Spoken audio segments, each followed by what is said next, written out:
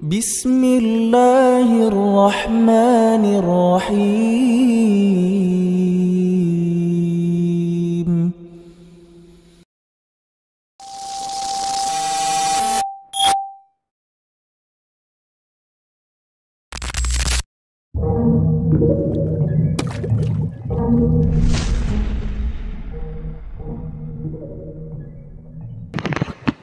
Assalamualaikum warahmatullahi wabarakatuh.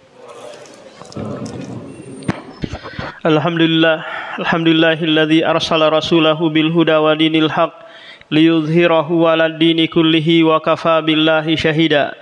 Asyhadu an la ilaha illallah wahdahu la syarikalah wa asyhadu anna Muhammadan abduhu wa rasuluhu sallallahu alaihi wa ala alihi wa sahbihi wa sallama taslima. Ya ayyuhalladzina amanu taqullaha haqqa tuqatih fala tamutunna illa wa antum muslimun. Amma ba'd, segala puji bagi Allah Subhanahu wa taala yang senantiasa memberikan kekokohan, keistiqomahan kepada kita semua sehingga kita tetap tegar menjalankan agama yang mulia ini, agama yang diridhoi oleh Allah Subhanahu wa taala. Maka khatib tiada henti-hentinya mengingatkan agar senantiasa meningkatkan ketakwaan kepada Allah, karena sejatinya itu adalah perbekalan yang kita kumpulkan semasa kita hidup di alam semesta ini. Khatib pada kesempatan yang berbahagia ini akan kembali mengajak jamaah untuk mentadaburi surah Al-Fatihah, di mana pada khutbah yang lalu telah dijelaskan tentang ayat yang kelima dalam surah Al-Fatihah. Kenapa kita penting untuk mentadaburi surah Al-Fatihah ini? Karena ini adalah surah yang senantiasa kita baca dalam salat kita, yang tidak sah salat kita kecuali membaca surah Al-Fatihah tersebut. Karena Rasulullah bersabda, la salata liman lam yaqra' bi Fatihatil kitab. Maka semestinya lah kita menghayati, mentadaburi apa yang sering kita baca ayat surat tersebut. Pada khutbah yang lalu kita telah menjelaskan tentang ayat yang kelima, yaitu iyyaka na'budu wa iyyaka nasta'in, di mana Allah Subhanahu wa taala mengajarkan kita di ayat ini tentang dua ikrar, yaitu pengakuan bahwa ibadah yang kita lakukan hanya kita peruntukkan untuk Allah Subhanahu wa taala. Kemudian di ayat yang ke-6, ihdinas siratal mustaqim. Ya Allah, berikanlah kepada kami hidayah menuju siratal mustaqim. Di ayat yang mulia ini Allah kembali mengajarkan kita tentang dua hal yang sangat besar, yang itu kita gunakan dalam kehidupan kita ini. Yang pertama adalah ad-du'a. Ternyata ini merupakan seagung-agung ibadah dalam agama kita, karena Allah Subhanahu wa taala memerintahkan kita untuk berdoa kepadanya. Allah berfirman, wa qala rabbukum ud'uni astajib lakum. Rabb kalian berkata, berdoalah kepadaku, niscaya aku akan mengabulkannya. Innal ladzina yastakbiruna an ibadati sayadkhuluna jahannama dakhirin. Sesungguhnya mereka yang sombong, enggan untuk berdoa kepada Allah, maka mereka akan dimasukkan ke dalam surga dalam keadaan terhina. Di ayat yang lain, idza sa'alaka ibadi anni fa inni qarib ujibu da'watad da'i idza da'ani. Apabila hambaku bertanya tentangku, maka beritahukanlah kepada mereka, aku maha dekat, aku mengabulkan doa permintaan hambaku yang meminta kepadaku, kata Allah Subhanahu wa taala. Datang pula Rasulullah menjelaskan, laisa syai'un aqrama 'alallahi minad du'a. Tidak ada ibadah yang terbaik, ibadah yang paling agung dalam agama kita kecuali doa. Kenapa demikian? Karena ternyata di dalam doa tersebut terkandung seluruh tauhid kepada Allah Subhanahu wa taala. Tak kala kita memanjatkan doa kepada Allah, ini adalah tauhid uluhiyah kita. Karena kalau kita palingkan hal ini kepada kuburan atau kepada pohon yang dikeramatkan, maka ini adalah kesyirikan. Atau kepada Tuhan yang tidak berhak dijadikan Tuhan, maka ini adalah kesyirikan. Tak kala kita berdoa kepada Allah berarti kita yakin bahwa Allah tersebut maha mampu mengijabah doa kita, maha kaya memenuhi hajat yang kita mohonkan kepadanya, sekaligus maha mendengar. Ini adalah tauhid rububiyah.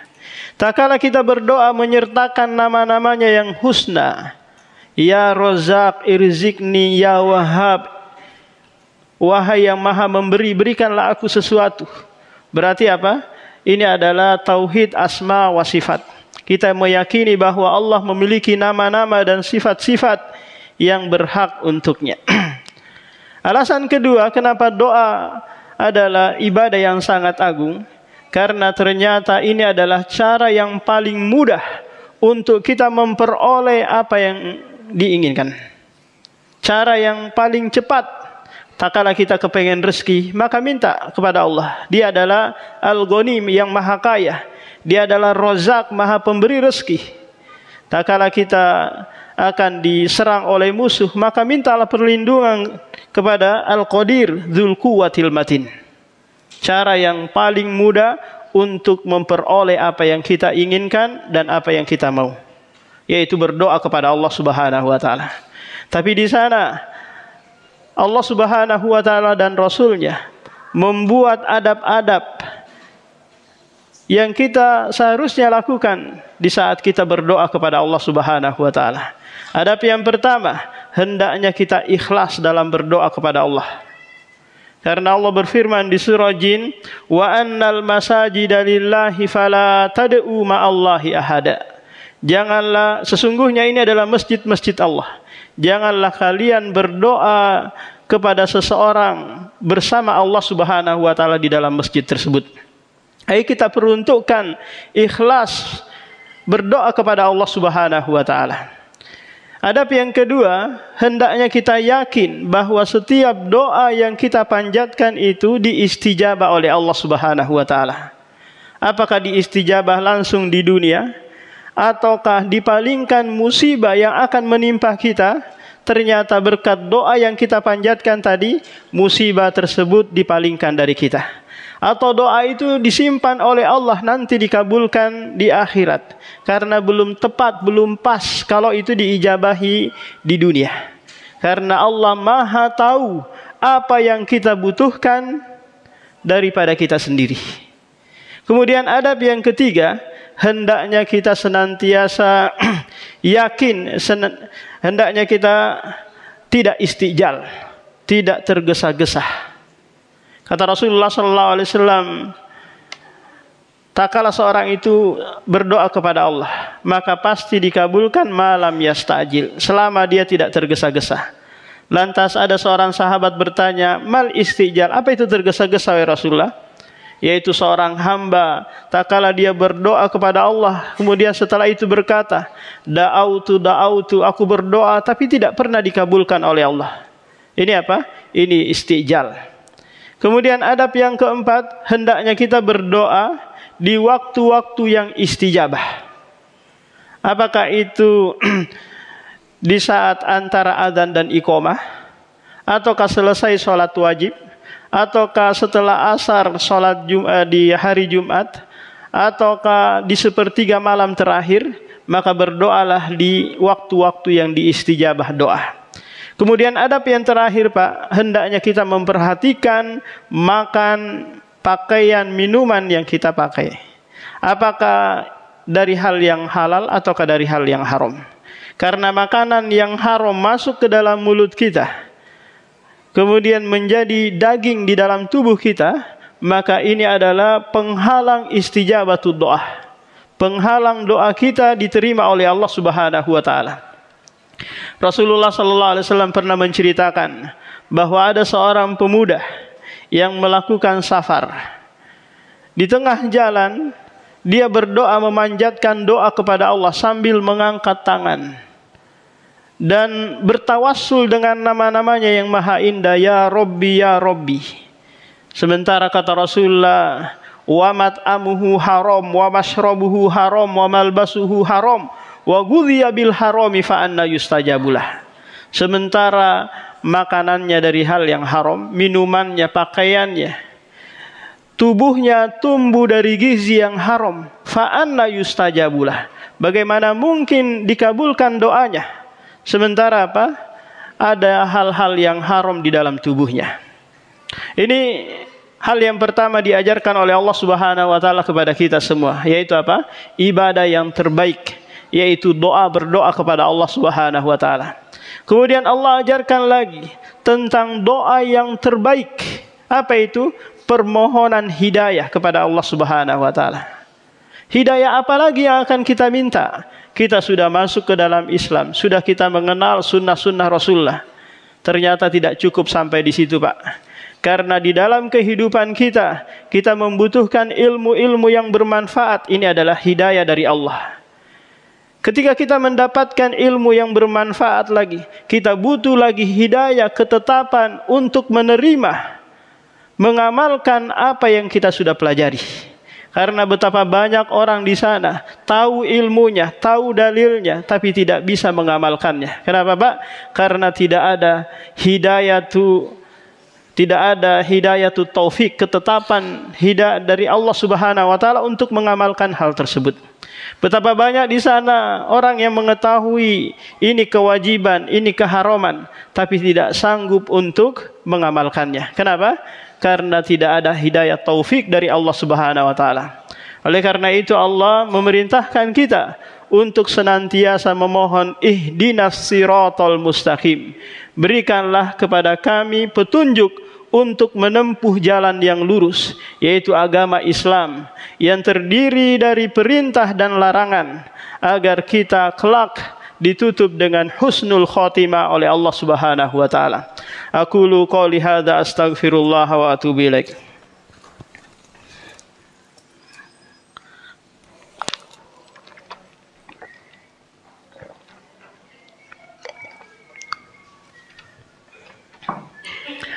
Alhamdulillah hamdan katsiran thayyiban mubarakan fi kama yuhibbu rabbuna wa yarda. Asyhadu an la ilaha illallah wahdahu la syarikalah. Amma ba'd. Takala Abu Thalib, paman Rasulullah sallallahu alaihi wasallam, yang selama ini membela dan menolong dakwah Rasulullah sallallahu alaihi wasallam di Mekah, sakaratul maut, detik-detik menjelang kematiannya. Sementara Abu Thalib pamannya ini masih beragamakan musyrik, beragamakan kesyirikan kepada Allah Subhanahu wa taala. Datanglah ponakannya ini, yaitu Rasulullah sallallahu alaihi wasallam, menyuruh pamannya Abu Thalib, ya ammi, qul la ilaha illallah. Wahai pamanku, katakanlah, ucapkanlah la ilaha illallah. Kalimatan uhajulaka biha indallah. Kalimat yang aku bisa membelamu di hadapan Allah Subhanahu wa taala. Tapi di sisi Abu Thalib ada dua orang musyrik, yaitu Abu Jahal dan Umayyah bin Khalaf. Berkata juga, membisikkan juga kepada Abu Thalib, ya Abu Thalib, atarghabu an millati Abdul Muthalib? Apakah engkau benci agama bapakmu, yaitu Abdul Muthalib, agama kesyirikan? Diulang lagi oleh Rasulullah. Tapi ternyata Abu Thalib mati di atas kesyirikan. Padahal yang mendakwainya adalah Rasulullah, menyampaikan langsung Al-Quran kepadanya. Kemudian turun ayat yang bunyinya, innaka la tahdi liman ahbabta. Sungguhnya engkau, wahai Muhammad, tidak sanggup memberikan hidayah taufik, ketetapan kepada orang yang engkau cintai. Lihat, Rasulullah SAW berusaha keras agar pamannya ini masuk ke dalam Islam. Tapi qadarullah tidak diberikan hidayah taufik oleh Allah Subhanahu wa taala. Maka senantiasalah meminta hidayah, hidayatul bayan wa hidayatul taufik kepada Allah Subhanahu wa taala, agar kita diwafatkan di dalam Islam. Karena Allah mensyaratkan kepada kita semua, fala tamutunna illa wa antum muslimun. Janganlah kalian sekali mati meninggalkan dunia ini kecuali dalam keadaan beragamakan Islam. Mohonlah kepada Allah Subhanahu wa taala agar senantiasa diberikan kekokohan ketabahan dalam memeluk agama yang mulia ini. Allahumma ighfir lil muslimina wal muslimat wal mu'minina wal mu'minat al-ahya'i minhum wal amwat. Rabbana la tuzigh qulubana ba'da idh hadaitana wa hab lana min ladunka rahmah innaka antal wahhab. Rabbana zalamna anfusana wa illam taghfir lana lanakunanna minal khasirin. Rabbana taqabbal siyamana wa salatana wa sadaqatana ya rabbal alamin. Rabbana atina fid dunya hasanah wa fil akhirati hasanah wa qina adzabannar. Aqimus shalah.